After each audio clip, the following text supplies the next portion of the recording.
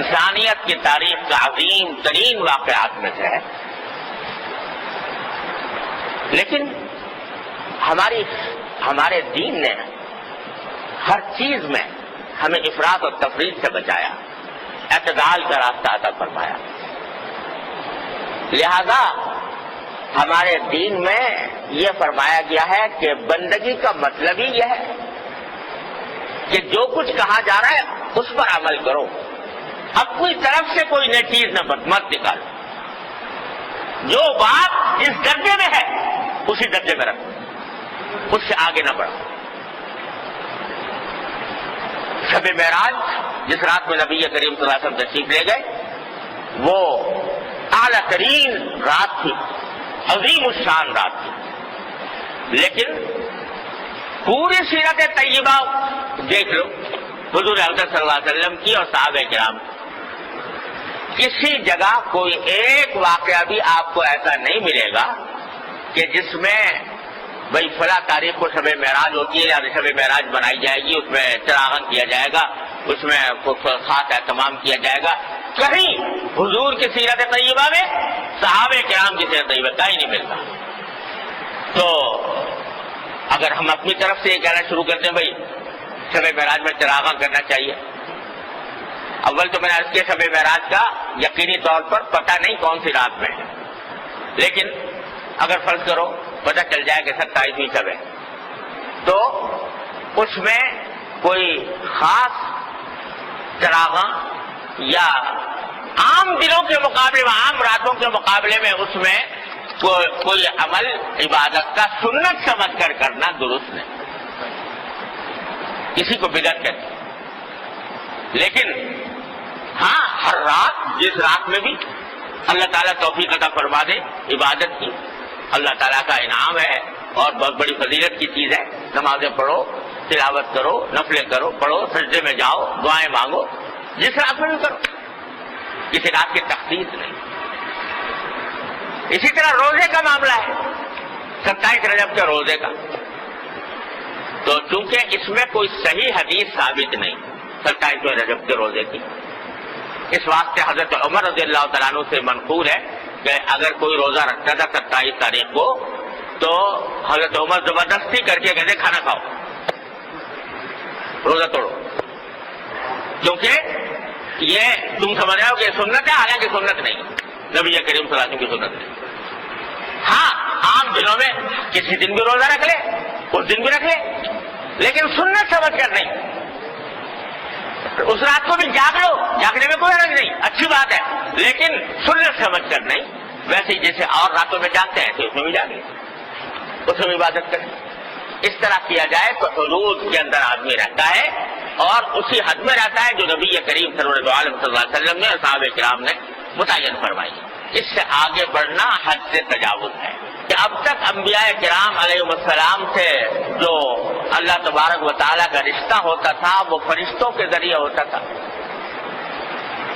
کتابوں کے ذریعے ہوتا تھا، وحی کے ذریعے ہوتا تھا، لیکن حضور سرورت عالم صلی اللہ علیہ وسلم کے ساتھ اللہ تبارک و تعالیٰ نے یہ خصوصیت برتی کہ خود اپنی بارگاہ میں طلب فرمایا، اور کس شان سے طلب فرمایا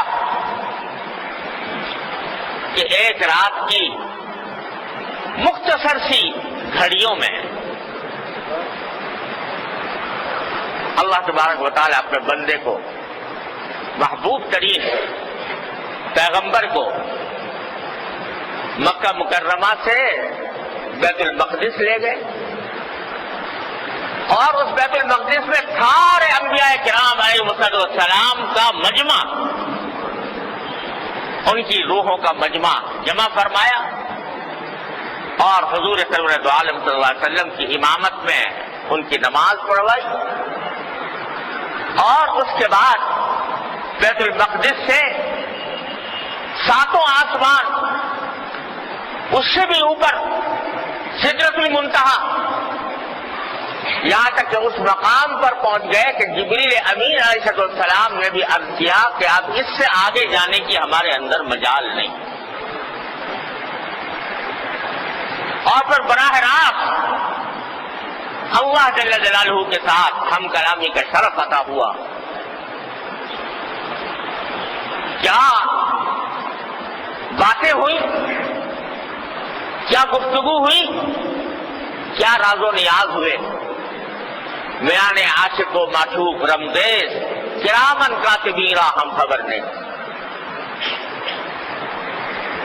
اللہ تبارک و تعالی اور محبوب صلی اللہ علیہ وسلم کے درمیان جو راز و نیاز کی باتیں ہوئی، فرماتے ہیں کرامن کاتبین ہم خبر نیز.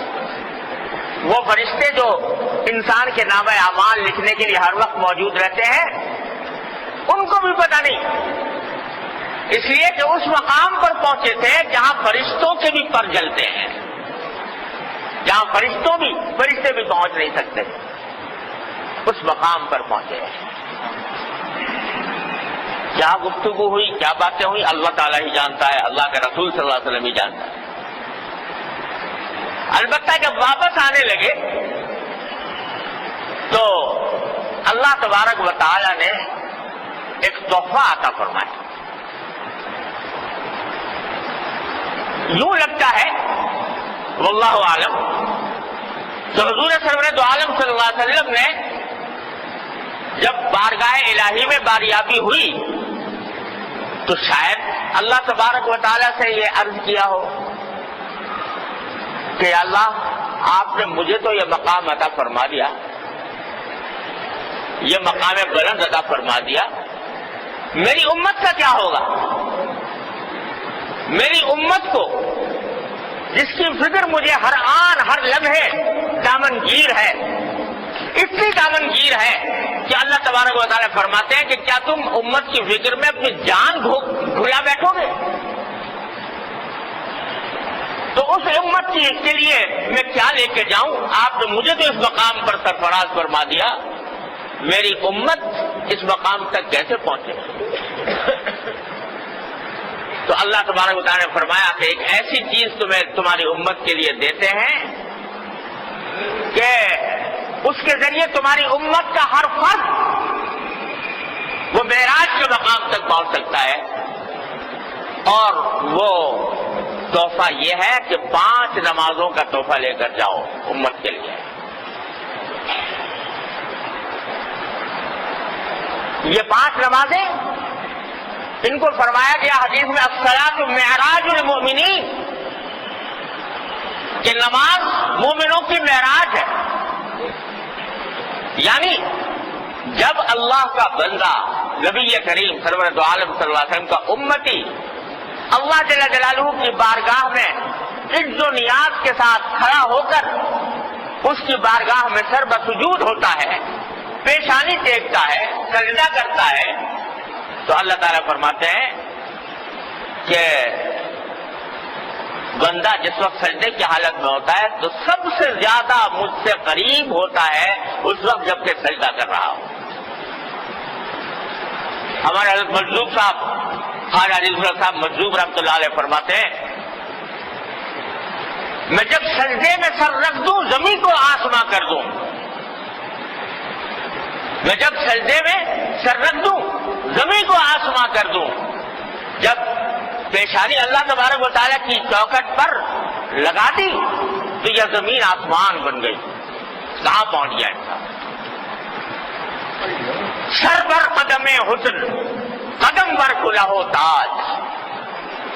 سر بر قدم حسن، حسن کے قدموں پر سر. حسن تو حقیقت اللہ کا حسن ہے، اللہ جل جلالہ کا حسن ہے. اس کے قدموں پر سر ہو تو سر بر قدم حسن قدم بر کلہ تاج. جس نے اپنا سر حسن کے قدموں پر رکھ دیا، اللہ جل جلالہ کے قدموں پر رکھ دیا، اس کی چوکٹ پر رکھ دیا، اس کے قدم تاج و تخت کے اوپر ہوتے ہیں. سر بر قدم حسن قدم بر کلہ تاج. دیوانہ بڑی شان سے دیوانہ بنا ہے. تو بات یہ ہے کہ ہم لوگ سجدے کی قدر نہیں پہچانتے، سجدے کی حقیقت نہیں جانتے، سجدے کو سجدے کی طرح ادا نہیں کرتے. اس کی وجہ سے سجدے کی نہ لذت محسوس ہوتی ہے، نہ سجدے کے آثار محسوس ہوتے ہیں، لیکن اگر ایک مرتبہ پیشانی ٹیک کر دھیان سے کہہ دو سبحان ربی الاعلی، پاک ہے میرا وہ پروردگار جو اعلیٰ ہی اعلیٰ ہے، اعلیٰ ہی اعلیٰ ہے۔ دیکھو سجدے کی حالت میں سکھایا گیا سبحان ربی الاعلی کہنا، رکوع میں کیا کہتے ہیں؟ سبحان ربی العظیم۔ حالانکہ رکوع کے اندر آدمی بلند ہوتا ہے نسبتاً زمین سے، اور سجدے میں بالکل زمین سے جا کے مل جاتا ہے۔